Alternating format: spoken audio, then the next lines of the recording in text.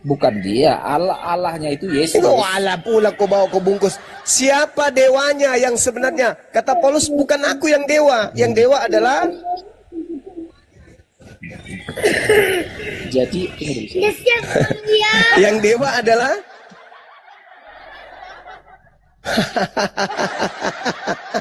aku ini bukan si dewa. Aku ini nabi utusan si dewa. Aku mampu bermujizat karena aku utusan si dewa. Nama dewa itu adalah Kristus. Nama dewanya Kristus. Itulah yang kalian sembah, dewa Kristus. Dewa yang tidak diketahui oleh orang-orang Roma dan Yunani. Mereka hanya mendengarkan mitologi-mitologi. Mereka hanya mendengarkan kabar-kabar tentang Theos, Hercules, kemudian Zeus, kemudian Horus, kemudian Attis. Tapi mereka tidak pernah mengenalnya. Mereka tidak pernah melihatnya. Mereka tidak pernah menyatakan pernah melihat dewanya. Enggak. Mereka hanya mendengar. Mereka tidak memiliki konsep seperti Yahudi. Konsep mereka adalah dewa-dewa.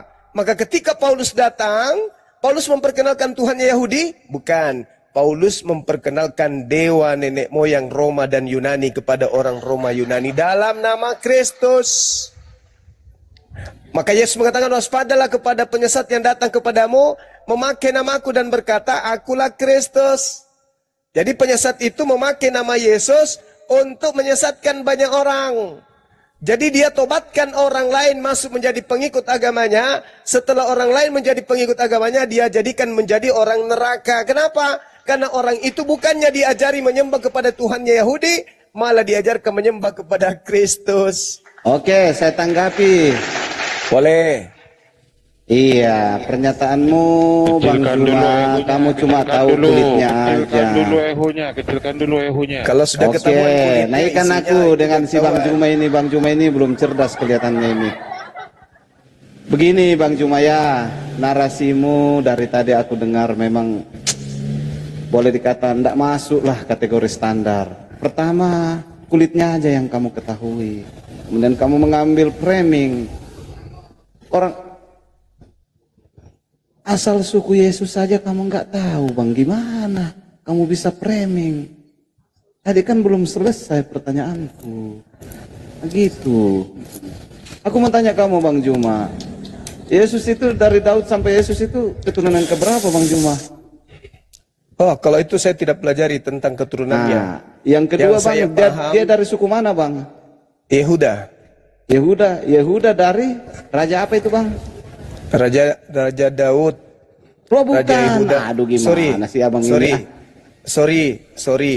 Ketika berbicara mengenai Yesus, dia itu berasal dari keturunan Yehuda, dari suku Yehuda, ya, dari Raja Daud. Itu nggak bisa kau pungkiri. Makanya Yesus itu disebut akan duduk di atas tahta Daud dari keturunannya. Anda baca Roma 1 nomor 3, di situ dikatakan Yesus berasal dari sperma Daud. Udah lewat itu, Bang. Yang lain. Nah, terus apa maksudmu bertanya dia suku mana? Kan sudah dijawab. Tadi kan begini, kamu kan sempat ribut tadi mengenai masalah bangsa apa dia, suku apa. Saya bilang bangsa yang bagaimana yang Bang semua debatkan dengan si ibu tadi. Kamu turun, kalau kamu tidak bisa memberikan edukasi di sini Anda turun. Kalau saya cuma ingin berdiskusi sama orang yang pintar, bukan orang yang pintar, tapi orang bahlul. Saya sudah menjawab pertanyaanmu, anak kucing. Yesus itu berasal dari suku Yehuda, keturunan Daud. Apalagi yang kau mau? Justru kau yang cuma tahu kulitnya, yang kau tahu kau menyembah Kristus, padahal di balik Kristus itu ada dewa. Kau yang tahu cuma kulitnya doang. Yang kamu tahu kau menyembah orang Yehuda. Yang kau tahu kau menyembah keturunan Daud. Yang kau tahu itu engkau menyembah anak Maria. Bullshit. Kau tidak menyembah kepada dia. Makanya Yesus ketika bertemu dengan keturunanmu nanti, karena kau tidak mungkin hidup sampai kiamat, Yesus akan berkata kepada mereka, enyahlah daripadaku. Aku tidak mengenal kau, wahai Kristen. Kenapa? Karena yang kalian panggil mengobati, bermujizat itu dewanya Yunani. Dalam nama Yesus. Tapi yang kau panggil dewa-dewanya orang Roma, Athena. Maka dewa-dewa itulah yang datang kepada kalian menyembuhkan orang dalam nama Kristus Yesus, karena Yesus sudah menubuatkan itu. Apa sih? Kau yang tidak mengerti isi dalamnya, kau hanya tahu di luarnya. Yesus kami yang di surga. Yang kau panggil itu dewa. Dewanya orang Roma Yunani, bukan orang Yehuda yang kau panggil. Orang Yehuda ketika dia datang, dia hanya mengajarkan ajarannya kepada kaumnya Bani Israel saja. Kau belajar lagi. Bahkan di dalam kitabmu sendiri Yesus dikatakan dia akan menjadi raja untuk selama-lamanya. Bagi siapa? Bagi Bani Yakub. Kalian bukan Bani Yakub. Sudah nyata. Paulus itu kenapa kalian susah untuk mengangkatnya? Kenapa kalian susah kemudian untuk memproklamasikan, untuk mempromosikan? Paulus kalian sembunyikan. Kenapa?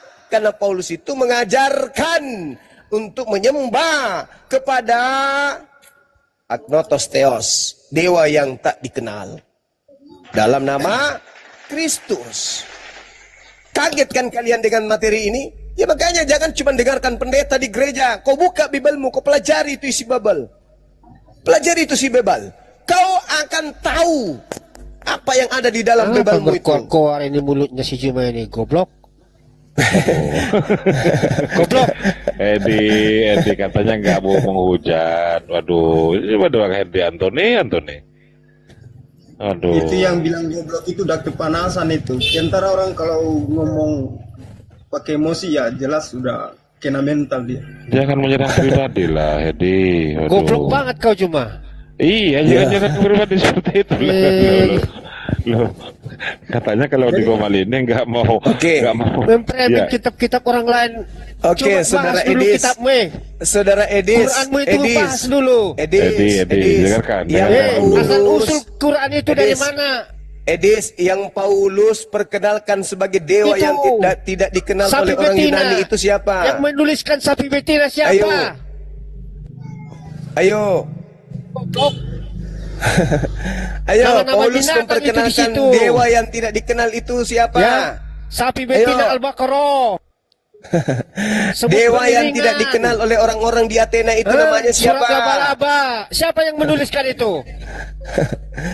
Dewa yang tidak dikenal oleh orang Athena itu namanya siapa menurut Paulus? Yang menuliskan surat laba-laba siapa? Mulai ngaco. Kami tidak menyembah kepada penulis Al-Quran. Itu dongeng itu, dongeng. Tidak ada hubungannya. Goblok. Emosi dia teman-teman. Karena menemukan dirinya dapat di gua Hira itu. Theos. Pelajari baik-baik. Menyembah Theos panas. Panas. Karena ketahuan menyembah dewanya Yunani. Pelajari dulu Quranmu itu. Lebih bejat di surgamu daripada di dunia ini. Pertanyaan saya, di surgamu dikasih 72 bidadari yang disebut kemudian oleh orang-orang Athena, di dunia ini yang kau dikenal, dikenalkan oleh Paulus kepada orang-orang Yunani, itu nama dewanya siapa? Lebih bejat di surgamu nama daripada dewanya di dunia. siapa? Dewa yang tidak dikenal itu ketika turun mengambil rupa manusia dikenal dengan nama siapa menurut Paulus? Istri orang bisa kau. Menurut Paulus, dewa yang tidak dikenali oleh orang-orang di Athena ketika turun mengambil rupa manusia bernama siapa? Hei! Dewa yang tidak dikenal oleh bangsa Yunani ketika turun ke bumi mengambil rupa manusia dikenalkan Paulus dalam nama siapa?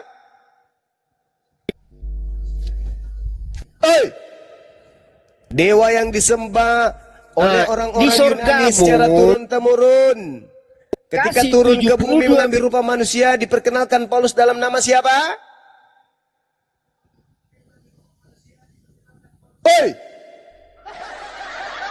Siapa nama dewa yang tidak dikenali oleh orang Yunani yang Paulus perkenalkan telah datang dalam rupa manusia itu? Siapa nama manusia itu yang adalah jelmaan dewanya Romawi siapa? Kalau perempuan dikasih pangeran-pangeran.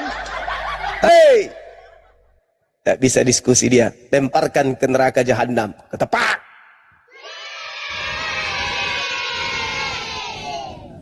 Jadi berdasarkan Kisah Para Rasul 17 nomor 23, Paulus memperkenalkan dewa yang disembah berabad-abad lamanya yang tidak dikenal oleh orang Yunani dengan nama siapa? Kristus.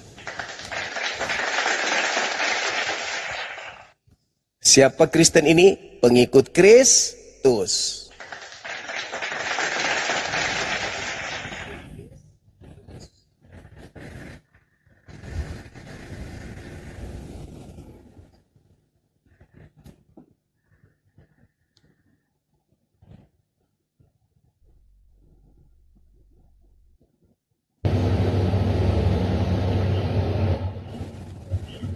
Alvaro, selamat sore. Alvaro, selamat sore. Alvaro. Alvaro, selamat sore. Alvaro. Aduh. Yang Kristen ayo, dua sholat untuk Kristen, teman-teman Kristen yang mau naik ayo. Untuk teman-teman Kristen, jangan hanya tapping di bawah saja. Ayo naik, kita diskusi. Aduh, ini siapa ini titik-titik ini?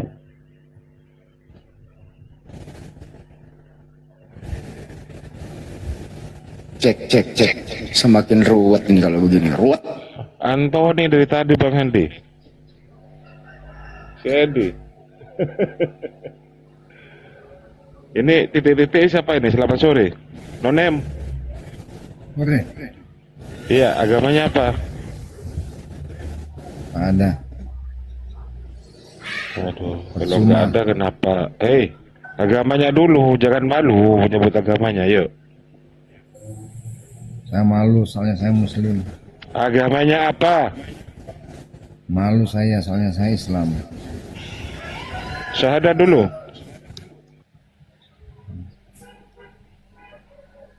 Halo. Mana ada orang beragama Islam malu agamanya Islam? Iya, karena agama Islam itu nggak benar. Ya udah kau kembali lagi ke rahim ibumu kalau begitu. Kalau enggak kau kembali ke atas pohon. Ada aja kau. Kalau kau bukan Islam ngomong aja bukan Islam. Bacot. Kembalilah sana ke kubangan makan tuh. Tuh banyak yang perlu dimakan di kubangan tuh. Ada aja kau. Malu ngaku Islam, malu mengaku Kristen, ngaku-ngaku Islam. Kacau.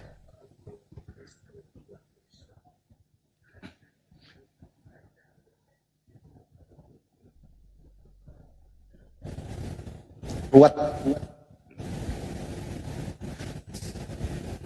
Kenapa pula aku disuruh aktifkan kamera ya? Ada.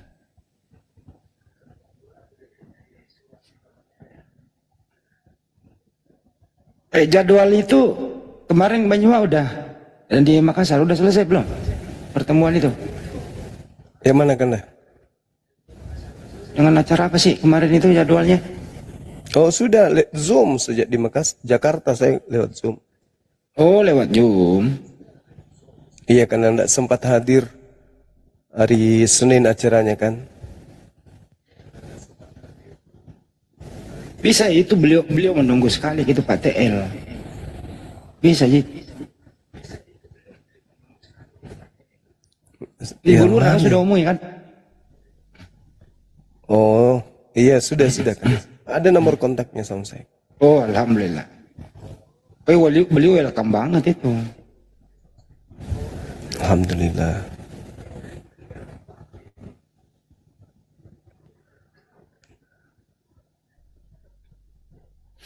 Ini teman-teman ya.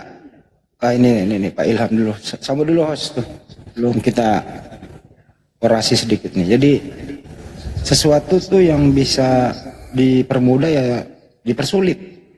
Memaksakan yang nggak masuk akal gitu.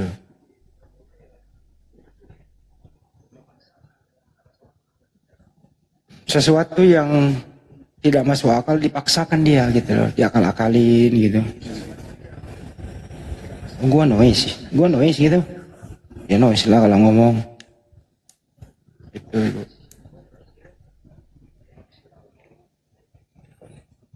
Ayo, kita akan yang bahas ini. terus ini. Kita bahas terus siapa yang mereka bungkus dengan mengambil istilah Allah. Kita akan bongkar-bongkar habis. Bang Juma dibongkar-bongkar, tapi jangan meludah kena saya nih Bang Juma, panas airnya di bawah Oten. Oten panas. Terus.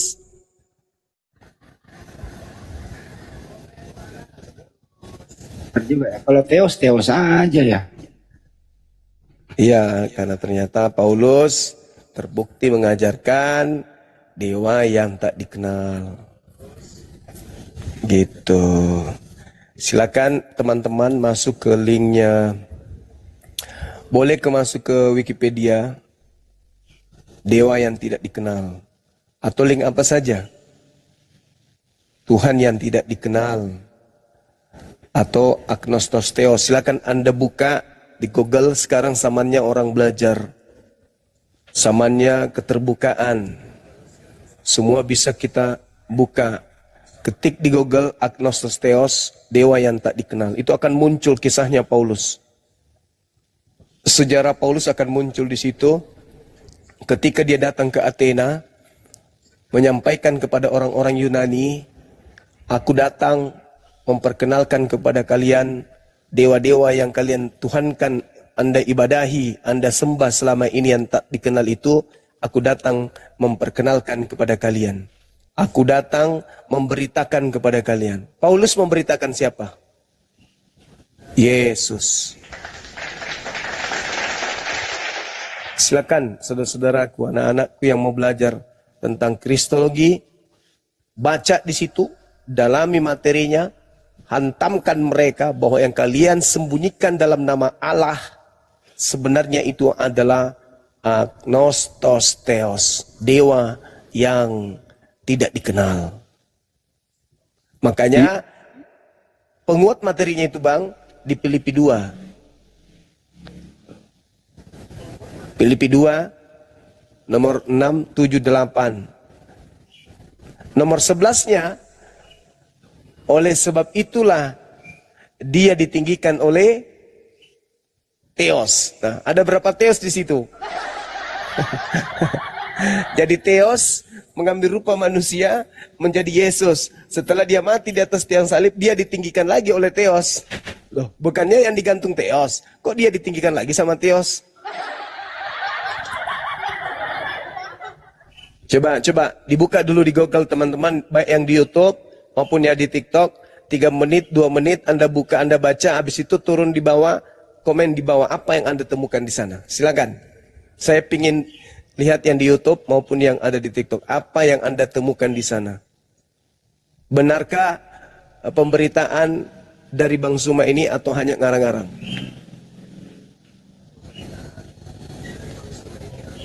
Kita tunggu ya. Nulis-nulis di bawah, catat-catat di bawah teman-teman.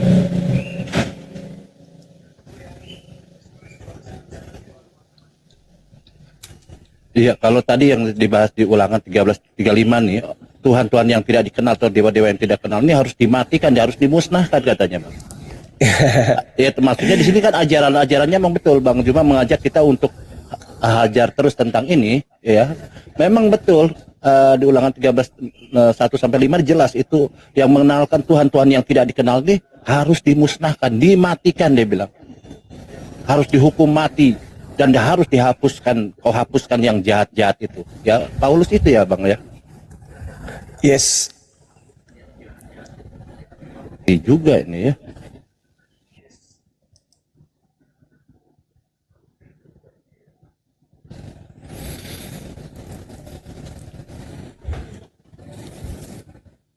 Jadi bukan hanya di dalam data-data yang seperti itu, Bang, dalam satu data. Justru data-data itu banyak, contoh misalnya di dalam Theos yang dipasarkan atau yang diperkenalkan oleh Paulus itu kita lihat di dalam data nomor 22-nya yang tadi.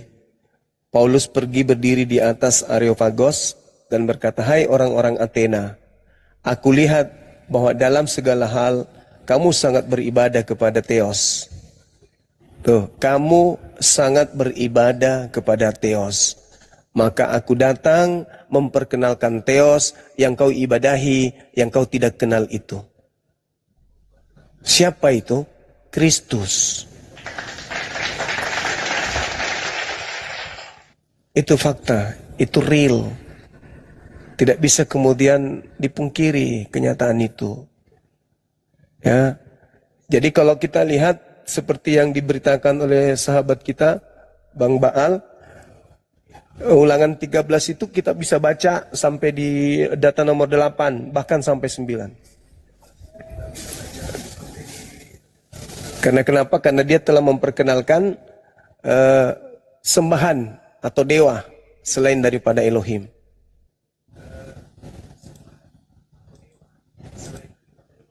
Coba kita baca dari Ulangan 13 itu ya. Dikatakan gini, apabila di tengah-tengahmu muncul seorang nabi atau pemimpi dan dia memberitahukan kepadamu suatu tanda atau mujizat. Nah tuh, terpenuhi enggak dengan Paulus ini? Terpenuhi. Penuhi, dia katanya banyak mujizat dia. Ya. Nomor 2, dan apabila tanda atau mujizat yang disampaikan kepada Anda itu terjadi enggak? Terjadi.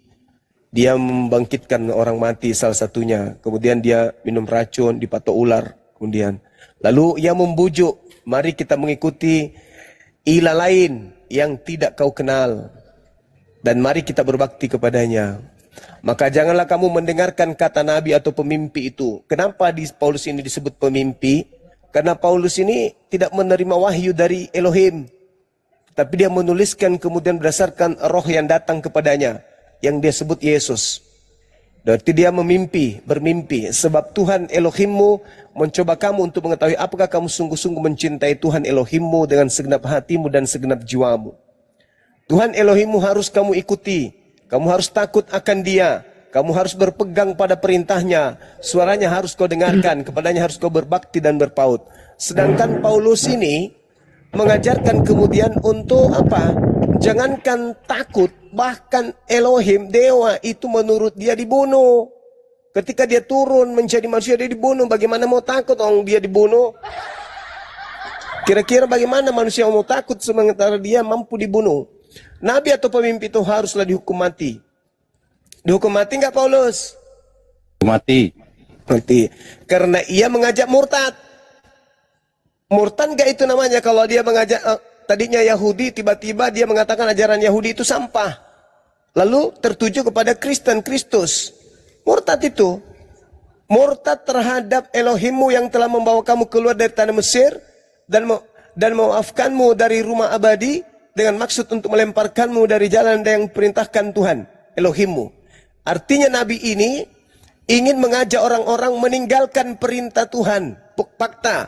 Di Efesus 2:15. Dengan matinya Kristus, dia telah membatalkan hukum Torah. Jadi orang-orang dilarang lagi untuk taat kepada Torah. Galatia 2 nomor 16. Kamu tahu bahwa tidak ada orang yang dibenarkan karena melakukan hukum Taurat. Nomor 21. Aku tidak menolak kasih. Sebab jika sekiranya ada kebenaran dalam hukum Taurat, maka sia-sialah kematian Kristus. Berarti dia menganggap tidak ada kebenaran dalam hukum Taurat. Makanya dianggapnya sampah. Lalu kemudian apa katanya? Demikian harus kau hapuskan yang jahat itu dari tengah-tengahmu. Paulus diterima enggak di tengah-tengah Yahudi? Ya. Tidak, dihapuskan namanya dia, tidak disebut. Lalu kemudian di data nomor 6-nya, apabila saudaramu laki-laki, anak ibumu atau anakmu laki-laki, perempuanmu, istrimu, sahabatmu, karibmu, membujukmu diam-diam, maka marilah kita berbakti kepada ilah lain yang tidak kenal olehmu atau nenek moyangmu. Salah satu ilah bangsa-bangsa di sekelilingmu. Pret. Mampus. Kena sekali nih. Kena. Mampus. Karena ketika kemudian orang-orang Yahudi diperkenalkan kemudian beribadah menyembah kepada Tuhan yang datang kepada Nabi Musa, mereka orang-orang Roma Yunani sama seperti Mesir kuno dan India menyembah kepada dewa-dewa yang ada di antara mereka. Termasuk dewa agnostos theos, dewa yang mereka tidak kenal. Maka janganlah kamu mengalah kepadanya, janganlah mendengarkan dia, janganlah kamu merasa sayang padanya, janganlah mengasihi dia dan jangan menutupi kesalahannya, tetapi bunuhlah dia. Pertama-tama tanganmu sendiri yang bergerak untuk membunuh dia, kemudian seluruh rakyat. Ini real. Kisah Para Rasul kemudian 24 nomor 5. Orang-orang Yahudi mengatakan Paulus ini penyakit sampar yang telah menyesatkan orang-orang Yahudi di seluruh dunia yang beradab. Dan dia adalah tokoh dari Nasarius atau Kristen. Ini jelas fakta. Nasarius ini adalah orang-orang yang mengaku pengikut Yesus dari Nazaret.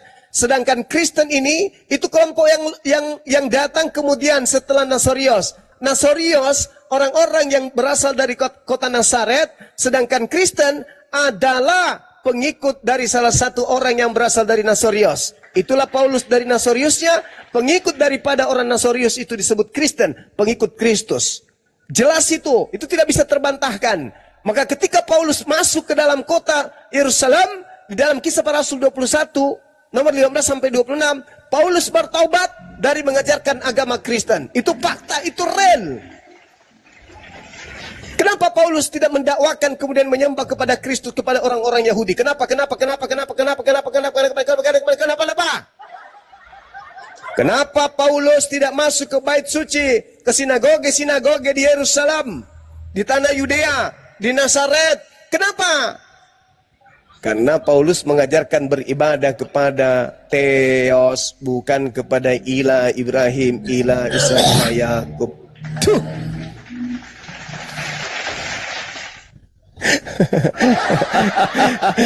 Kamu kalah duluan. Astagfirullah. Kamu kalah duluan. Kamu baru start, saya udah tancap gas. Allahu Akbar. Panas, memang panas ini. Kamu harus belajar loncatan berpikir. Lu belum bisa menghadapi Bang Zuma. Loncatan berpikirmu itu masih lemah. Kamu baru saya sudah duluan. Puh. Kena saya ini. Masolang generasi. Padahal saya nggak pernah nyeludahin orang. Baru kali ini. Panrase. AC panas. AC ini panas. Masih mau aku datang besok. Bagaimana anak-anakku sekalian, sudah baca di Google? Udah? Luar biasa. Udah? Tadi berdahak dia kan. Dia berharap mau ludahin kita. Ternyata lebih duluan dahak saya sampai di matanya. Akhirnya apa? Dahaknya ditelan kembali sama dia. Gak jadi. Udah. Apa katanya tentang agnostotheos itu? Paulus nggak yang ngajarin? Saya tanya, jujur. Paulus nggak yang ngajarin di situ? Atau Bang Suma hanya ngarang-ngarang cerita? Paulus nggak yang mengajarkan di sana, di Athena? Paulus. Cuma nggak ada di Athena pada saat itu. Paulus lah. Paulus. Karena Paulus sendiri berteriak di data dua-duanya itu kan, Paulus itu berdiri. Di mana dia berdiri? Di atas Areopagos. Apa itu Areopagos? Tempat orang kemudian disebut kuil atau dia misbah atau Betel kalau di ajaran orang Yahudi. Nah, Paulus itu berdiri di situ, apa katanya? Hai orang-orang Athena, aku Paulus melihat bahwa dalam segala hal kamu sangat beribadah kepada dewa.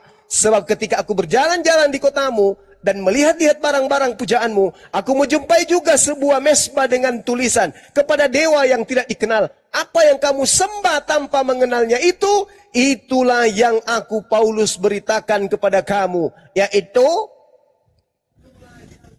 Kristus.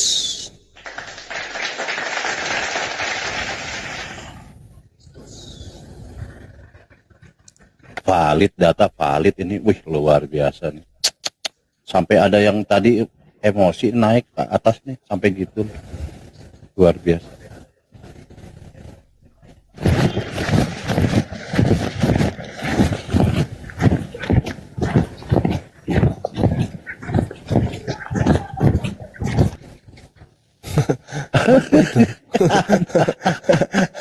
Kumat semua orang-orang. Allahu Akbar. Panas memang Bang Juma, panas. Saya aja panas kok. Saya aja panas ini. Ngeri, saya bilang Bang Juma ini pintar, ini cerdas. Allahu Akbar, Masya Allah. Kita tuntaskan ya kajian kita sebelum kita tutup. Lanjut. Jadi teman-teman sekalian, Paulus ketika di Athena, Paulus berdiri di atas Areopagos yang saya sebutkan tadi itu.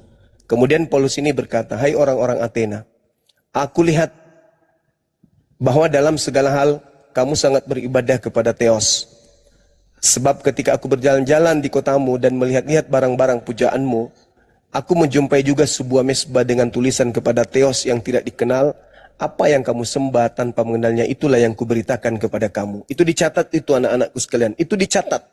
Paulus datang memberitakan tentang Theos. Siapapun itu yang pasti merujuk kepada Kristus. Tuhan yang telah menjadikan bumi dan segala isinya. Theos yang menjadikan bumi dan segala isinya. Dia yang adalah Theos atas langit dan bumi. Dia tidak diam dalam kuil-kuil buatan tangan manusia. Dan juga tidak dilayani oleh tangan manusia.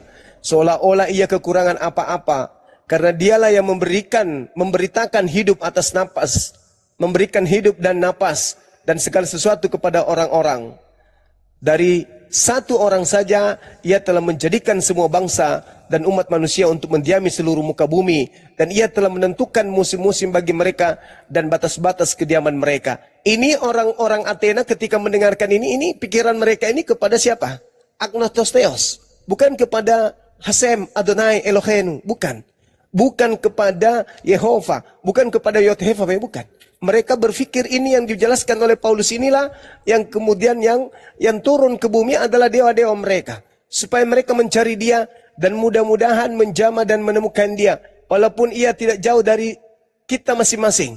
Sebab di dalam diri kita hidup, sebab di dalam dia kita hidup, kita bergerak, kita ada. Seperti yang telah dikatakan oleh pujangga-pujanggamu. Sebab kita ini dari keturunan Theos juga. Coba lihat. Coba lihat pengakuan Paulus. Karena kita berasal dari keturunan Theos, kita tidak boleh berpikir bahwa keadaan ilahi sama seperti emas atau perak atau batu, ciptaan kesenian dan keahlian manusia. Dengan tidak memandang lagi zaman kebodohan, maka sekarang Theos memberikan kepada manusia bahwa di mana-mana semua mereka harus bertobat. Karena ia telah menetapkan satu hari pada waktu mana ia dengan adil akan menghakimi dunia oleh seorang yang telah ditentukannya. Nah tuh, seorang yang telah ditentukannya. Seorang yang telah ditentukannya. Siapa seorang itu? Kristus. Sesudah ia memberikan kepada semua orang suatu bukti tentang hal itu dengan membangkitkan dia dari antara orang mati. Siapa yang dimaksud? Siapa yang dibangkitkan di antara orang mati yang dimaksud? Wah ini nih, Kristus palsu lah. Wah itu dewa. Itulah yang disebutkan Agnostos Theos yang datang diberitakan oleh Paulus ternyata adalah dewa Yunani. Kebetulan pas Yesus di tempat yang lain, yaitu di tengah-tengah kaumnya Bani Israel, Yesus juga mengajarkan bahwa angkatan jahat ini minta suatu tanda. Dan tidak akan diberikan satu tanda selain tanda Yunus. Sebab anak manusia bangkit pada hari ketiga. Karena berada hanya 3 hari 3 malam dalam perut bumi. Ini tanda untuk siapa? Ini tanda untuk angkatan jahat. Lalu Paulus juga mengajarkan di Athena. Ternyata orang-orang penyembah dewa-dewa itu dipersembahkan oleh Yesus kemudian. Sosok yang keluar dari kubur bernama Kristus. Pas. Yesusnya mengajarkan di tengah-tengah Bani Israel, angkatan jahat minta satu tanda, angkatan jahat diberikan tanda, anak manusia akan keluar dari kubur. Paulus juga kebetulan mengajar kepada orang-orang di Yunani, Athena, bahwa dewa yang mereka tidak kenal adalah dewa yang bangkit di antara orang mati. Mantap sekali. Ngeri. Nyembah dewa ya. Ketemu, mantap. Ketemu. Kenapa, Bang? Kenapa ketemu? Yesus punya pengikut itu, ya, bukan angkatan jahat. Yesus ketika datang, Bani Israel terbagi 2, angkatan jahat dan angkatan benar. Dan masing-masing angkatan ini diberikan tanda. Angkatan jahat, apa tandanya? Anak manusia akan keluar dari perut bumi. Angkatan benar, apa tandanya? Anak manusia akan keluar di tengah langit. Jadi antara tanda angkatan jahat dan angkatan benar itu berbeda tandanya. Tanda angkatan jahat di dalam Matius 12:38-40, anak manusia keluar dari perut bumi. Tanda angkatan benar, anak manusia akan keluar dari perut langit. Di mana itu tertulis? Matius 24 nomor 27 sampai nomor 30. Guru, wahai murid-muridku, berikanlah kami tanda. Apa tanda kedatanganmu? Yesus berikan tanda. Akan ada tanda anak manusia tampil di tengah langit. Seluruh manusia akan meratap dan seluruh manusia akan melihat. Itu tanda untuk siapa? Angkatan benar. Tanda untuk angkatan jahat apa? Anak manusia akan keluar dari kubur. Siapa yang percaya itu? Islam atau Kristen? Kristen. Apa yang dipercaya oleh umat Islam? Apakah umat Islam percaya kepada tanda yang benar yang diberitakan oleh Yesus? Percaya. Di mana orang Islam itu percaya kepada tanda untuk angkatan benar yang diajarkan oleh Yesus? Tertulis di mana? Untuk umat Islam. Al-Quran, surah As-Sukhruf, ayat 61. Apa yang diterangkan kemudian tanda untuk angkatan benar? Wa innahu la ilmul lisa'ah falatamtarunna biha wattabi'un. Hadha siratum mustaqim. Subhanallah. Tanda untuk angkatan benar, anak manusia akan tampil di tengah langit dan dia akan membawa tanda akhir zaman. Dia akan mendatangkan kemudian tanda hari kiamat. Wa innahu la ilmu lis-sa'ah fala tamtarunna biha wattabi'un. Ketika Yesus mengajarkan kemudian kepada kaumnya Bani Israel, apa tanda kedatanganmu wahai Yesus? Apa tanda kedatanganmu wahai Isa? Al-Quran menjawab, wa innahu la ilmu lis-sa'ah fala tamtarunna biha wattabi'un. Hadza siratum mustaqim. Tanda-tanda kedatangan Yesus adalah menjadi pertanda akan datangnya hari kiamat. Di mana itu tertulis? Yesus menjawabnya di mana? Matius 24, nomor 27, nomor 28, 29, dan 30. Bahkan sampai tanggal nomor 31. Wow. Ternyata antara Islam dan Kristen tandanya berbeda. Kristen tandanya anak manusia keluar dari kubur pada hari ketiga.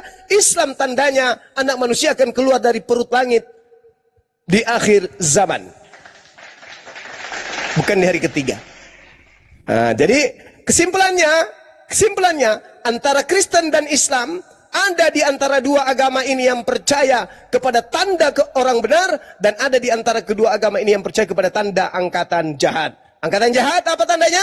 Anak manusia akan keluar dari perut bumi pada hari ketiga. Angkatan benar apa tandanya? Anak manusia akan keluar dari perut langit atau dari langit, di tengah-tengah langit, dan seluruh manusia akan menatapnya. Islam berada pada posisi yang terakhir. Subhanallah.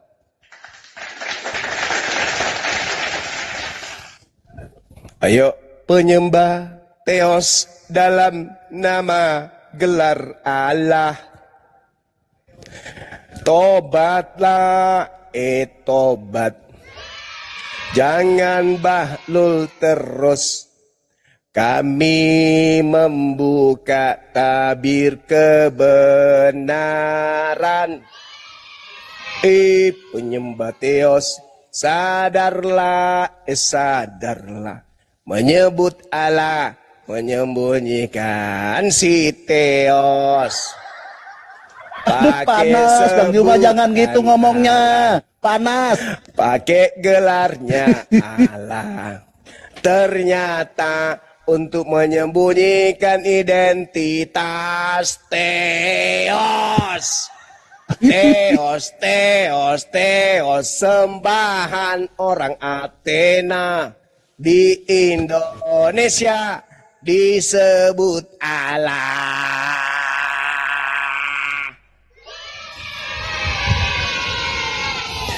Permisi. Panas, di bawah panas luar biasa, panas itu. Ini kalau saya jadi Oten, saya panas, saya bunuh diri nih kalau saya jadi Oten nih. dengar Bang Juma begitu bunuh diri saya. Benar saya. Buat apa hidup kalau sampai dibongkar-bongkar gini sama Bang Juma, diludahi apa segala macam. Lebih baik bunuh diri kalau saya jadi oten. Alhamdulillah saya tidak jadi oten gitu Bang Juma. Gini Bang Juma, saya sedikit boleh ya Bang Juma ya, kita sedikit ya share ya. Boleh. Tadi saya membahas tentang ulangan itu. Sebenarnya saya yang sedang kaji ini tentang Matius 7 tadi itu Bang Juma. Matius 7 21 22 23 tadi kan. Iya. Nah di sana di Matius 7:23 dikatakan bahwa pada waktu itulah aku akan terus terang kepada mereka dan berkata, aku tidak pernah mengenal kamu. Nyahlah kamu daripada kamu sekalian pembuat kejahatan. Jadi Yesus sama Isa itu sama enggak? Lanjut Bang. Yesus sama Isa kalau dalam kajian kitab suci itu berbeda Bang. Kalau dalam kajian kitab suci. Tapi kalau dalam konsep ikut-ikutan, Kristen itu ikut-ikutan kepada Nabi Isa alaihissalam. Gimana konsep ikut-ikutan? Kalau dalam sejarah gimana? Jangankan sejarah masa lampau, sejarah hari ini, esok dan lusa bahkan sampai hari kiamat, orang Kristen akan menyebut Alkitab, orang Kristen akan menyebut Allah, orang Kristen akan menyebut Nabi. Sedangkan yang memperkenalkan Alkitab, Allah, Rasul itu adalah Nabi Isa. Inni Abdullah atani Alkitab wa ja'alani nabiyan. Wa iskala Isa bin Maryam ya bani Israel inni Rasul, inni Rasul, inni Rasul. Di mana Yesus pernah menyebut dirinya Rasul? Gak ada. Jadi persamaannya di mana? Isa dengan Yesus samanya di mana? Persamaannya, kalau kita melihat dalam perspektif akidah, Islam mengenal Isa alaihissalam lahir tanpa ayah. Yesus dikenal oleh orang-orang Yahudi lahir tanpa ayah. Meskipun mereka memahami lahirnya karena zina. Muncul Kristen. Dari ajaran Paulus. Sama enggak? Ajarannya sama. Mengajarkan kepada Tuhan, tiada Tuhan selain Allah yang telah menciptakan langit dan bumi. Berbeda dengan Yesus atau Kristus yang datang kepada Paulus. Dia mengajarkan dia adalah dewa Yunani yang turun ke bumi menjadi daging. Matius 26 itu ayat beda. 26 sampai 28. Gimana? Isamu ngajarin enggak? Gimana? Matius 26 ayat 26 sampai 28. Matius 26 ayat 26 sampai 28. Ketika kita melihat baca jangan cuma ngambil dua ayat atau dua data. Enggak, ya silakan dibaca Matius 26 sampai 28. Kira-kira bisa ngajarin kalian. Ambillah makanlah. Inilah tubuhku. Ini adalah uji coba Yesus terhadap pengikutnya. Siapa di antaranya yang akan mengkhianati dia? Dengar dulu. Saya terangkan dulu. Ketika Yesus kemudian di perjamuan terakhir itu, perjamuan malam, Yesus ingin menguji murid-muridnya. Siapa yang akan setia dengannya? Makanya dia mengatakan, inilah darahku. Apa yang ditunjuk sebagai darah di situ? Anggur. Inilah dagingku. Apa yang ditunjuk oleh Yesus sebagai daging di situ? Roti. Maka pantaskah kemudian ketika saya tanya. Sabar dulu. Maka pantaskah kemudian ketika Yesus mengajarkan darah dan dagingnya adalah anggur dan roti, tiba-tiba ada muridnya mengajarkan bahwasanya dosa ditebus dengan darah beneran, dosa ditebus dengan daging beneran. Jangan lari ke murid maka dulu. Yesus harus mati disalib. Jangan lari ke murid dulu. Makanya dikatakan yang benar-benar akan menumpahkan darahnya dia adalah satu di antara 12 muridnya akan berkhianat kepadanya. Makanya dia uji coba. Inilah darahku, inilah dagingku. Itu untuk mencobai kemudian murid-muridnya. Makanya dikatakan engkau akan menyangkal aku. Engkau akan menyangkal aku. Kenapa kau menyangkal aku? Karena sebenarnya yang kau lihat itu bukan aku. Nah, sekarang saya balik bertanya samamu. Apakah Isa dan Yesus itu sama? Isa Al-Masih ngajarin nggak Matius 26 ayat 26 sampai 28? Isa alaihissalam mengajarkan kepada kaumnya fattaqullaha wa atiun. Bertakwalah kepada Allah dan taatlah kepadaku. Takutlah kepada Allah. Berdasarkan Matius 26 ayat 26 Tidak sampai 28. ada, tidak ada. Kemudian Yesus Ya, mengatakan lalu itu. kenapa kau samakan Isa dengan Yesus? Yang itu sama? menyamakan siapa? Loh, Kamu kau yang yang menyamakan. mengatakan sama. Agamamu yang menyamakan. Tadi bilang sama, tadi bilang Konsep sama. akidah saya katakan sama. Konsep Kamu akidahnya. bilang sama kan? Oke, Konsep Matius 26. akidah. Bagaimana Yesus Sama mengajarkan menyembah kepada berapa Tuhan? Jawab. Jangan lari ke situ dulu, ini dulu kau Berapa selesaikan. Tuhan yang Yesus ajarkan untuk diibadahi? Ini dulu kau selesaikan, coba. Berapa Tuhan yang harus diibadahi menurut Yesus? Ya, berdasarkan Matius 26 sampai ayat 26 28 sama nggak? Berdasarkan akidah yang diajarkan oleh Ya, ini Yesus, akidah, ini berapa ajaran. Tuhan yang harus Akidah, ini diibadahi? pengajaran. Oke, ini berdasarkan pengajarannya sama Berapa nggak? Tuhan yang harus diibadahi menurut Yesus? Loh, kenapa kau nggak berani jawab, Zuma? Lah, saya justru menunggu jawaban. Kau bilang tadi kan sama. Oke, kau bilang sama. Nah, Saya sekarang katakan tanya. secara akidah. Loh, Yesus, ini bukan pengajaran. Isa, sama. Akidah, kau ngerti Oke, akidah? samanya. Oke. Isa Kau ngerti masih akidah? ngajarin nggak? Ngajarin nggak? Hei, Coba, kau ngerti coba. akidah? Coba Matius 26 Ajaran sampai Yesus yang pertama itu 28 tentang sama konsep nggak? ketuhanan. Diturunkan aja, kalau nggak bisa diskusi diturunkan. Nggak apa-apa, kita nggak ada lawan diskusi. Ada orang bodoh, sombong, Berat tolong kan? bodoh. Berat nggak semua? Berat nggak? Apa yang berat? Nggak ada yang berat. Kamu cuma tidak mau mendengarkan saya. Kamu yang tidak mau mendengarkan saya. Saya sudah mengatakan secara akidah. Yesus, Isa mengajarkan hal yang sama. Tentang ketuhanan, tentang syariat, hukum-hukum ibadah. Yesus ada, sama. Tapi Yesus tidak pernah mengajarkan untuk beribadah menyembah dirinya. Kamu yang tidak mau mendengarkan saya. Ketika Anda membawa, malam ini kamu semua akan terguncang imanmu. Atau ambillah makanlah, inilah darahku, inilah tubuhku. Kau mau lari kemana? Kau mau lari kemana? Kau pikir murid-murid Yesus itu pampir? Kau pikir mereka zombie? Harus makan daging beneran? Dalil Matius 26 ini, uji coba siapa di antara muridku yang akan berkhianat kepadaku. Itu uji coba itu. Paham kau sampai di situ? Ya, kalau kau berdiskusi dengan saya, tolong jangan cuma bawa mulut, bawa otakmu tuh. Kalau kau bawa otakmu, kau akan panjang berdiskusi denganku. Sudahlah bodoh, bahlul, tolol, dongo, bloon, idiot.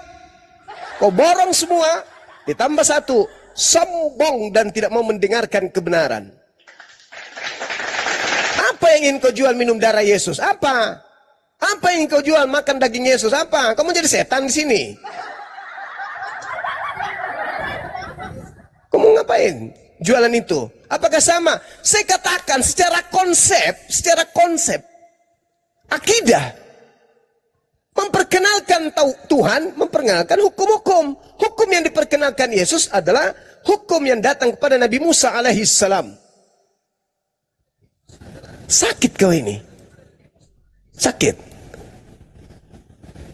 Jadi tidak ada masalah. Justru masalah itu ada di kalian. Ketika kalian menolak Isa adalah Yesus, terus kenapa kamu menggunakan istilah-istilah Nabi Isa? Yang mengajarkan kata Alkitab, Isa. Yang mengajarkan kata Rasul, Isa. Yang mengajarkan kata Allah, Isa. Terus, kenapa kau menggunakan istilah-istilah yang dipopulerkan Isa? Kalau memang Yesus bukan Isa kami. Itu namanya koplak, dompalak, kardoba. Ya tapi saya maklum, Anda kan oten.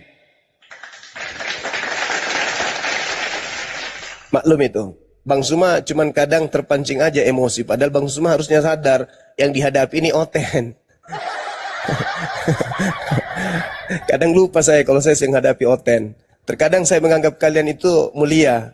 Terkadang saya menganggap kalian itu manusia yang derajatnya bisa memiliki strata pengetahuan yang sempurna. Meskipun dalam tataran yang sangat rendah dan lemah IQ.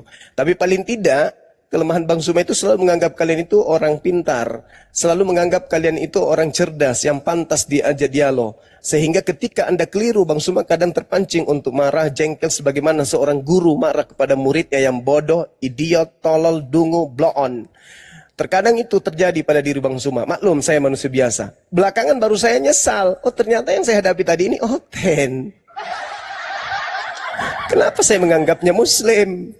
Saya wajar marah kepada Muslim kalau diajarin tapi masih blow on. Wajar saya marah.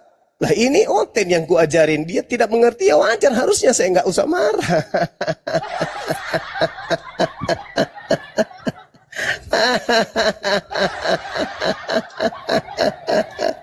Kadang ketawa jahat itu dibutuhkan sekali-kali.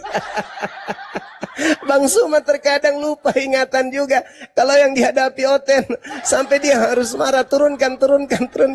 Padahal harusnya sadar, kalau yang dihadapi itu adalah Oten. Sama seperti burung bangau, atau sama seperti burung beo. Diajarkan apapun, sepasai apapun, kemudian dia berbicara, dia tidak mahir untuk mengetahui apa makna daripada suara yang dibunyikan dari mulutnya. Burung beo begitu.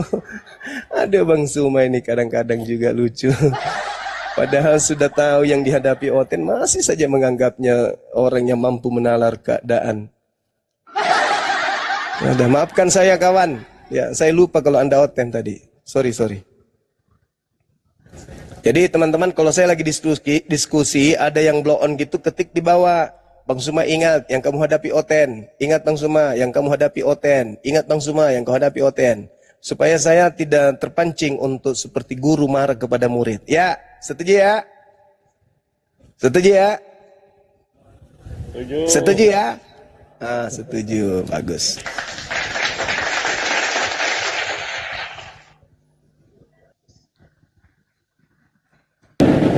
Astagfirullahaladzim, geledek, uy.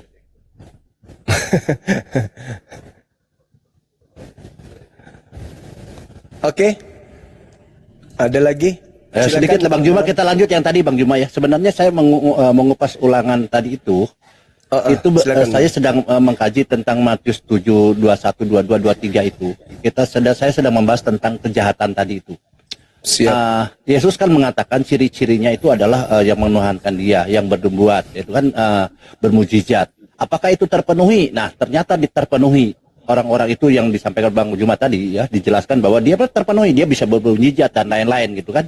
Nah, itu adalah ciri-ciri orang yang tadi itu yang membuat kejahatan. Yang kita bahas di sini adalah kenapa Yesus setelah memberikan kisi-kisinya bahwa dia itu adalah orang yang jahat atau orang yang pembuat kejahatan, ternyata yang dimaksud oleh Yesus kejahatan ini, kalau kita bicara tentang original text, itu artinya anomia, Bang Juma. Anomia ini adalah orang-orang yang melanggar hukum. Nah, maksudnya adalah hukum Taurat lah, hukum Tuhan. Nah, makanya cocok ketika Bang Juma tadi membawakan tentang apa tadi di KPR tadi ya, ini cocok sekali dengan ulangan. Saya terima kasih ditambahkan dengan KPR tadi. Ternyata mereka ini adalah pelanggar hukum Tuhan yang menyembah ilah-ilah lain. Nah, ini kejahatan.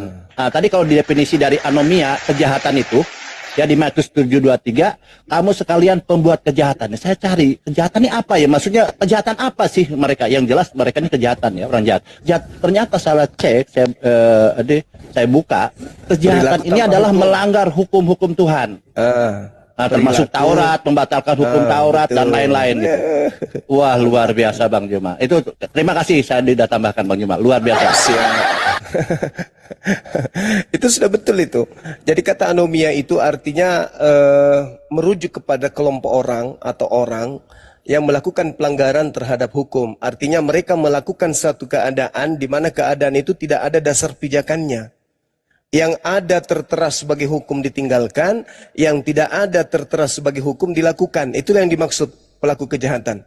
Mereka yang melakukan sebuah hukum tanpa aturan dari Tuhan, dan aturan dari Tuhan ditinggalkan demi untuk kepada aturan yang dibuat-buat itu. Itulah yang disebut anomia, atau orang yang melanggar atau berperilaku tanpa aturan. Berperilaku tanpa hukum, atau berperilaku tanpa Torah. Hukum itu dalam bahasa Ibrani-nya itu Torah.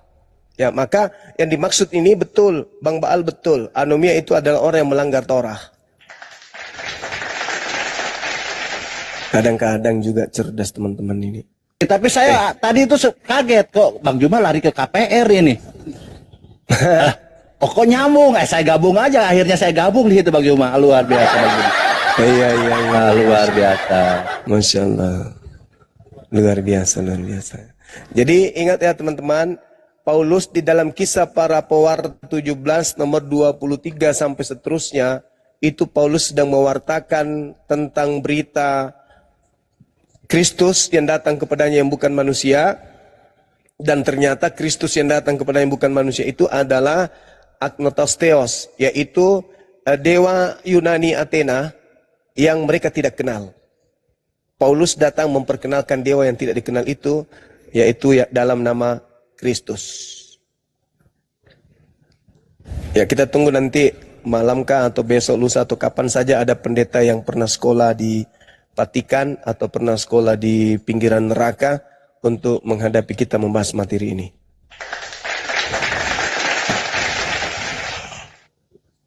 Dewa itu, dewa yang disembah oleh orang Yunani diberi nama Kristus, kan gitu maksudnya Bang Dewa ya? Iya, karena dia mengaku, aku datang memberitakan dewa itu.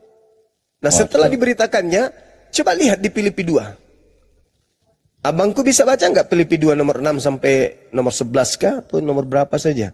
Coba dibaca pelan-pelan situ.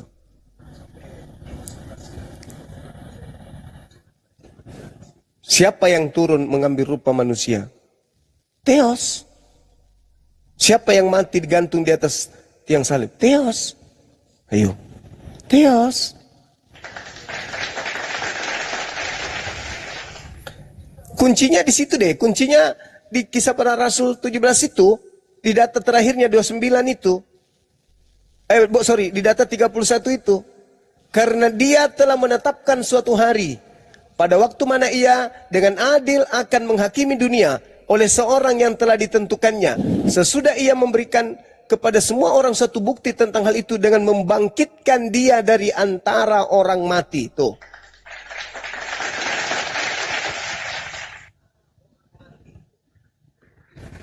Jelas kan? Siapa yang bangkit di antara orang mati?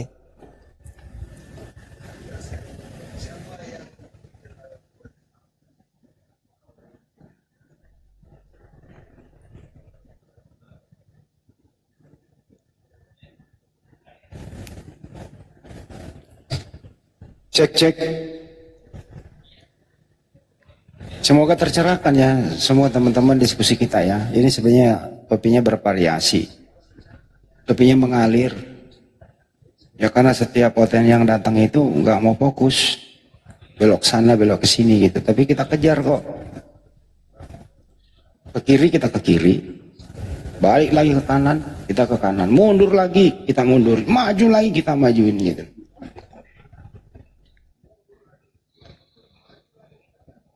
Intinya kesimpulannya adalah hukum Torah untuk Bani Israel, Injil untuk Bani Israel, Al-Quran untuk seluruh umat manusia.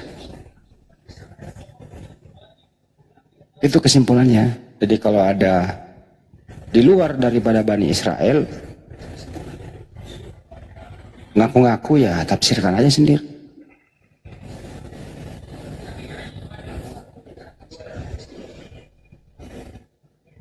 Udah nggak ada lagi ya. Nanti malam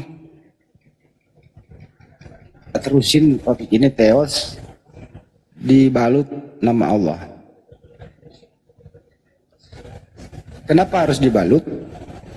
Ya karena kalau tidak dibungkus itu akan sulit dicerna oleh orang Indonesia,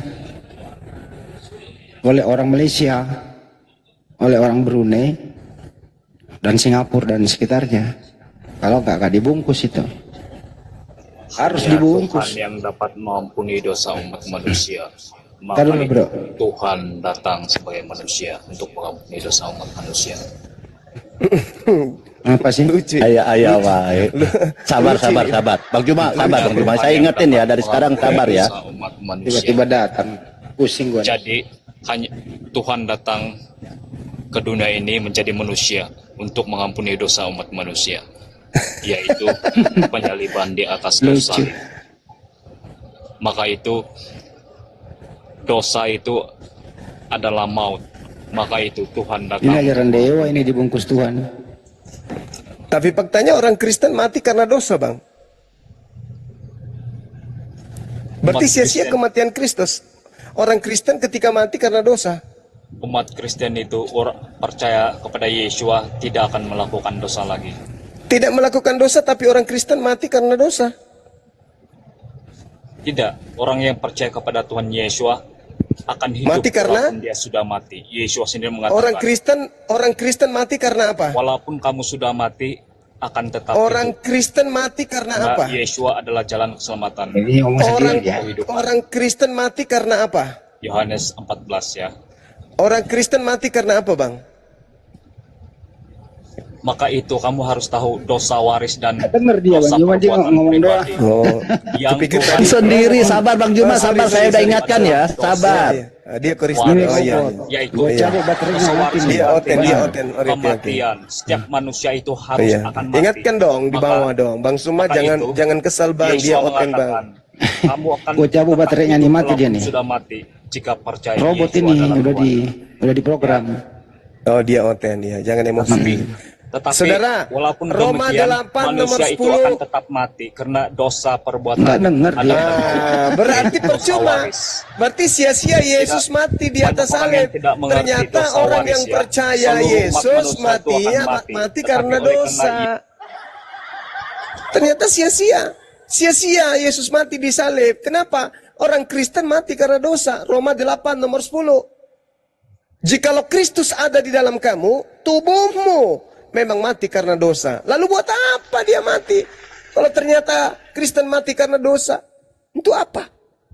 Harusnya seperti umat Islam, illa wa antum muslimun. Orang Islam mati kecuali dalam keadaan selamat. Itu baru Yesus keren. mengatakan, akulah jalan kebenaran dan hidup. Nggak ada Tidak urusan, seorang pun yang mau datang jalan ke mau apa, kepada nggak ada Bapa urusan. jika tidak Yang melalui pasti yang tertulis Jadi, di dalam yang kitab menyelamatkan saudara, manusia itu Roma hanya 8 Yesua.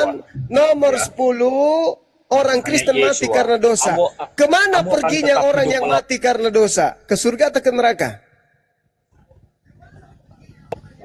Muhammad itu masih di dalam kuburan panutan Islam. Alhamdulillah beliau masih di dalam kubur. Karena yang keluar dari kubur menurut Yesus itu iblis. Yohanes Sebab Yesua 4, itu Yohanes tidak bisa 12, mati. Oleh Yohanes karena itu, 12 umat Kristen nomor 31. menuhankan Yesua karena dia Orang adalah yang Tuhan keluar Yesus. dari kubur Tuhan itu yang adalah sejati yang iblis. harus diikuti. Menurut Karena dia pemilik Yesus, sorga. Alhamdulillah, Ya. nabiku masih ada di alam barzah. Yesus itu pemilik sorga. Berarti dia Jadi, tidak keluar kita dari harus alam barzah. mengikuti Yesua. Orang yang keluar dari alam Bukan barzah, Muhammad. Karena menurut Muhammad itu Yesus hanya itu dongeng. iblis, penguasa Mengatakan dunia. Pantaslah surga, ketika tetapi dia sendiri dia di dalam keluar kuburan. dari Belum- kubur, dia mengatakan, belum kepadaku masuk ke surga, telah ya. diberi kuasa baik Jadi, di langit orang maupun yang di bumi. mengikuti Oh, Muhammad ternyata dia adalah setan. akan tertipu di akhir zaman. Mereka tidak tahu sorga, di mana sorga. Karena panutan Islam sendiri masih di dalam kuburannya. Allah sendiri tidak pernah menunjukkan wujudnya kepada manusia. Hanya Tuhan Yesua, Tuhan umat Nasrani, yang menunjukkan dirinya kepada manusia. Yang Saya menjadi ingin lihat Tuhan, Yohanes boleh 1 nggak? ayat 1, firman Boleh nggak Tuhan saya menjadi melihat manusia. Tuhanmu sekarang ini? Boleh nggak? Boleh nggak? Mana Di akhir Tuhanmu? Saya mau zaman lihat. Yesua, di akhir zaman Oh. Yesua akan datang kembali. Oh, berarti hanya hayalan. Itu bukan hayalan, itu sudah Iya, terbukti mana Tuhanmu? Saya mau lihat, 2000 tahun yang lalu. Mana Pergi ke Tuhanmu? Saya Israel mau lihat. tentang sejarah Jadi itu Yesua hanya ya. kisah-kisah, hanya kisah-kisah Jadi, doang. jika kamu Hanya kisah-kisah Jika- doang. Tuhanmu itu hanya kisah. itu bukan Dulu kisah ya, pernah sejarah. datang 2000 tahun yang Itu lalu. sejarah. Oh. Sejarah ya. Hanya kisah-kisah. Seperti manusia Kirain datang dan pergi. nyata. Saat Aku ini pikir tidak Tuhanmu mengetahui nyata, tentang Bang. 2000 tahun yang Ternyata lalu. cuma cerita-cerita. Dulu 2000 tahun yang lalu pernah datang. Oh, cuma cerita. Kirain nyata. Pingin lihat padahal. Aku mau traktir kopi. Kopi dokter di ujung Maka tol. itu, di akhir zaman ini, Ternyata. hanya yang memiliki Roh Kudus yang mengenal kirain Yesua benar. dan mengikuti Yesua. Ternyata Orang cuma yang tidak cerita. mempunyai Roh Kudus tidak akan mengikuti Kirain Yesua. beneran Tuhannya ada. Ternyata cuma cerita-cerita doang. Kirain bang. Kirain bang, serius. Kirain Tuhanmu itu beneran ada. Ternyata cuma cerita doang. 2000 tahun yang lalu, dewa Yunani turun ke bumi dalam nama Kristus. Oh, cerita doang. Kirain beneran. Ah, kau ini. Dari tadi kayak ngomongnya, enggak bang, itu cuma cerita dongeng yang diceritakan dari turun-temurun bahwa dewa Yunani pernah turun. Kirain beneran saudaraku. Ah, kau ini. Melawak itu di gereja lah, jangan di sini. Kau bilang Tuhanmu nyata. Mana, saya mau ketemu sama dia. Saya mau ngajarin dia jalan-jalan ke Bolangi, ke Maros.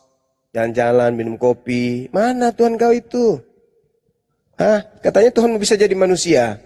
Kenapa nggak turun sekarang jadi manusia? Apa alasannya dia nggak turun jadi manusia? Kenapa? Malu. Malu, karena sekarang dunia sudah modern, sementara dia masih pakai itu aja, nggak pernah diganti. Malu. Malu dia turun. Sekarang udah canggih, sudah ada lepis 501. Kenapa dia nggak turun? Malu Tuhanmu, nggak turun. Katanya nyata Tuhannya, ternyata cuma cerita-cerita Yunani yang dibangun. Kirain beneran ada Tuhannya. Ternyata cerita-cerita yang dibungkus kemudian dengan Allah. Ternyata dewanya Yunani, Athena. Aduh, ilusi. Nah ini penyembah dewa Yunani nih. Udah ke pojok turun nanti Gabriel ini naik lagi. Mana Tuhanmu cuma? Oh, Tuhan saya itu hanya memberikan tanda-tanda keberadaannya, Bung. Sama seperti Yesus. Yesus mengatakan Tuhannya itu tidak bisa dilihat dan tidak bisa didengarkan suaranya. Nah, Tuhan kami Yesus pernah datang ke dunia. Ya, Tuhanmu, tapi Tuhannya Yesus tidak. Tuhannya Yesus pula. Karena dikatakan sekarang Tuhanmu, jangan dulu bahas Yesus Tuhannya, Yesus itu Tuhanku. Mana Tuhanmu? Tuhanku itu memperlihatkan dirinya melalui tanda-tanda di alam semesta ini. Sanuihim ayatina fil afaqa wa fi anfusihim hatta yatabayyana lahum. Tuhanku menyatakan keberadaannya dengan cukup memberi tanda-tanda di alam semesta ini. Ngapain dia turun? Emang makhluk? Mana dia? Siapa yang pernah berbicara, yang pernah menatap itu Tuhan berbicara. Lu pikir dewa Yunani turun? Hah? Tuhannya Yahudi tidak pernah turun. Bahwa Tuhanmu ada. Nah, sekarang kita sama-sama membuktikan. Apakah Tuhanku yang ada atau Tuhanmu yang ada? Tuhanku ada. Ah, mana Tuhanmu? Tuhanku hidup 2000 tahun yang lalu.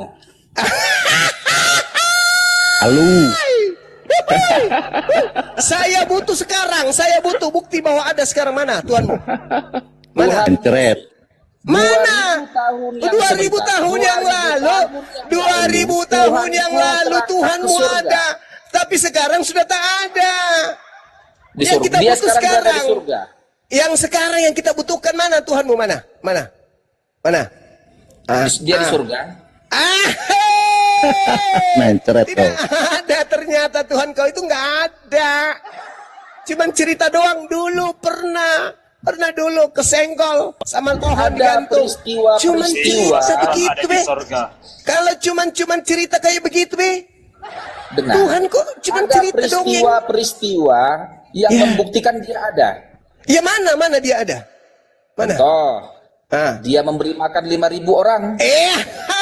Muhammad sekarang ada di kuburan. Itu cuman cerita doang. Saya pingin bukti sekarang mana? Mana buktinya dia sekarang ada? Dia ada di surga. Mana buktinya dia sekarang ada? Dia hidup di surga. Mana buktinya dia sekarang ada? Mana? Kau cuma ngomong kayak gitu mana? Wah, enggak. Kalau kau suruh. Buktinya ada negara Israel. Ya enggak ada, berarti enggak ada. Ketepak. Enggak ada berarti. Cuma ada di surga. Ada 2000 tahun lalu. Dia memberikan makan 5.000. Kan cuma cerita. Yang kita bukti sekarang, yang kita mau sekarang itu tuntut bukti. Ya. Sekarang kalau gitu mana Tuhanmu? Tuhanmu mana? Oke, polanya jangan seperti Tuhanmu. Kalau Tuhanku, karena Tuhanku bukan manusia, bukan anak manusia. Polanya lain. Ya, Tuhanmu apa? Ya, Tuhanku mengatakan sanurihim ayatina fil afaq wa fi anfusihim. Keberadaanku aku perlihatkan melalui tanda-tanda kebesaranku di segenap penjuru. Ah, itu baru. Apa itu? Alam semesta ini terjadinya siang dan malam. Loh, turunnya kan hujan. Itu umum itu. Ya, itulah bukti kedatangan, itulah bukti bahwa Tuhanku ada. Nggak bisa itu jadi bukti, nggak bisa. Itu pola hidup. Itu pola hidup kami sebagai Muslim, percaya kepada Tuhan begitu. Ya, kenapa kau rubah? Kenapa kau mengikuti keinginanmu? Kamu maunya, dengar, kamu maunya. Lah, ini Tuhanku mengadakan keberadaannya di alam penjuru, di segala penjuru. Tuhanku menyatakan keberadaannya di segala penjuru. Terjadinya siang dan malam, bukti adanya Tuhanku. Hayo. Bukti adanya Tuhanku terjadinya siang dan malam, kemudian bergantinya musim. Itu bukti adanya Tuhanku sebagaimana pernyataannya dalam Al-Quran. Sanurihim ayatina fil afaq wa fi anfusihim. Hanya pernyataan saja tanpa ada peristiwa mukjizat. Daripada kamu? Mana buktinya engkau Tuhanmu ada? Mana Tuhanmu ada? Mana buktinya Tuhanmu ada? Muhammad yang mengikuti. Mana sekarang tanda-tanda keberadaan Tuhanmu mana? Tanda-tandanya saya minta. Tanda-tanda keberadaan Tuhanmu nggak ada.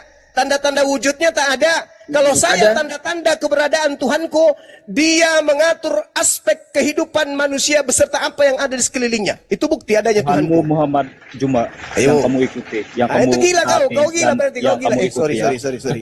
Aku tahu kau Kristen. Sorry. Wajar kau gila karena kau Kristen.